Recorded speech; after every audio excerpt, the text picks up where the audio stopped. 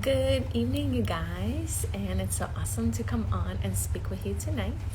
So, I wanted to talk today on a topic of feminine and masculine polarity because, in my current experience with everything that's going on globally and people are beginning to awaken, I think it's super important to bring up the point on how do we go about balancing our inner masculine and feminine energies and really like understanding what qualities are of each essence.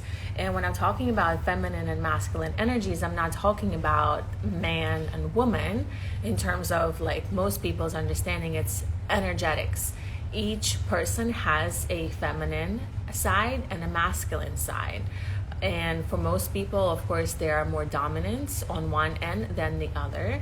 And basically, like the point of tonight's chat is to get you and invite you into bringing an understanding where which parts of your feminine and masculine are in their mature states, and then which parts of your feminine and masculines are in their wounded states. And so, like in the work that I'm really doing heavily with myself, is a lot about bringing in balance to my own feminine and masculine dynamic.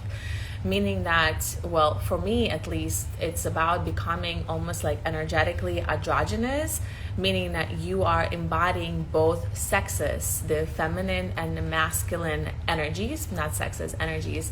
Meaning that, like, I know when I can step more into my feminine and then when I need to step more into my masculine, and being able to, like, harmoniously navigate the space in order to support me in my journey at different times. Because for me personally, like, my natural essence is very feminine. I love to be in that, like, soft, sensual, surrendered, go with the flow state. That's like my natural essence. However, in my work, I embody more of my masculine energy. That's just where I feel I have the control. There's a structure, there's a flow, that like there's more structure, I guess, and there's more of that like masculine like space holding energy that I have to embody during my sessions. However, I am also like navigating both. So it's really cool when we begin to learn and understand these concepts, because if you are looking into becoming like a whole individual and you don't want to attract a partner that's like your half mate, your soulmate, we want to attract people that are whole. We don't want to just, find our other half, because if you find another half, well, it's a half, I don't know about you, but I'm looking for somebody who's a whole, because I am whole. So when it comes to polarity work, I have two authors that I'm going to share with you. Number one is David Dieda, and then the second one is Elliot Saxby. And actually, I am following Elliot on Instagram. I don't know what his thing is, but I think it's like at Elliot Saxby. But basically, he wrote this like really intense and like very powerful book. There's a lot of information, and it's called The Masculine and Feminine Polarity Work. You probably can't see it. Anyway, it's this book. You guys can get it on Amazon, and like it has tons of information. So what I want to read to you guys today, just to introduce you into this work, is a little bit of how he kind of goes into describing like what this work is really about. So I'm going to read you like two paragraphs from page 3. So we all have an inner masculine and inner feminine, which is not dependent on gender. Both our masculine and feminine have mature and immature expressions. If our feminine is in her mature, then our immature masculine will try to bring her down through suppression, control, and domination. If our masculine is in his mature, then our immature feminine will try to bring him down by playing victim, being the center of attention, gossiping, manipulating, blaming, and other immature feminine traits. They can only rise up into their mature expressions together. To bring the immature masculine to his mature, we need to know the mature feminine within ourselves. And to bring the immature feminine to the mature feminine, we need the mature masculine within ourselves. So it's a lot about like really understanding what each one of those essences embodies, and then noticing where it is, where you are in alignment with it. And he has like a cool little chart here with the traits. So I'm gonna read you the traits, and you can like sit and listen and then feel into what resonates for you, like what sounds like it's you and what doesn't sound like it's you, just to kind of like give you an idea as to like what I'm even talking about. So let's do it. So I want you to think of yourself as like one being with two different energies, okay? And there's times when you are heavily in your masculine, and then there's times when you are in your feminine, okay? So the mature masculine traits are humble, independent, honoring, worships the feminine, emotional and mental balanced, selflessness, wisdom and discernment, responsibility, holding space, protection, good boundaries, mindfulness, and love. Okay, so those are the mature masculine traits. So now I'm going to read you the immature masculine traits, which can also be like your shadow aspect. So immature masculine: arrogant, ownership, shaming, hates, dominates, and suppresses the feminine, selfishness and greed, egocentric, disconnects through intellect, competitive, judgmental, avoidant, unconscious, and in fear. Okay, so all of those are masculine traits. Now I'm going to read you the mature feminine traits: self-assured, diversity, empathy, devoted to the masculine, compersion, feels joy for another's joy. In fact, compersion is a really good word that we use in the polyamorous dynamics. When you feel a joy when your other partner experiences pleasure with others, it's called compersion. Just off topic. Other mature feminine traits are intuitive, accepting, creative, freedom and trusting, healing, and love. And then the immature feminine traits, also your shadow traits, are attention seeking, attachment, blaming, manipulates, seduces, and controls the masculine, jealous and resentful, overly emotional, passive aggressive and jealous, victimhood, anxious, unconscious, and fearful. Okay, so this is like the guide of your feminine and masculine traits. And basically, you guys, if you want to go deep into this, like get this book. You can get it on Amazon by Elian Saxby. I can post it in the comments. And basically diving into your own shit. Like that's all that it's about. It's like really going into your own shadow work. And like for me, like what I can tell you, like, let's see. I'm definitely working on my masculine. I have like a big shadow of control.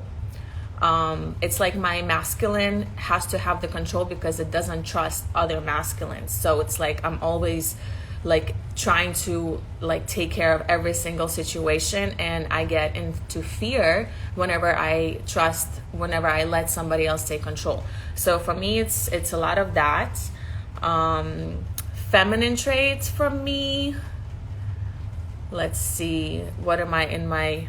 Sometimes I play a victim, like some of my feminine traits that like in the shadow, like sometimes I play like a victim if something doesn't go my way. Anxious, I do have anxiety. Sometimes essential oils and weed really does help with that. Responsibility, holding space. I have really good boundaries. I feel like I've been doing really good work with my feminine and masculine. Like I'm the queen of boundaries, you guys, and I'm gonna make another video about boundaries because like it's so important to understand, like, first of all, what boundaries are about. It's like who you are and like what are your needs and what are your desires.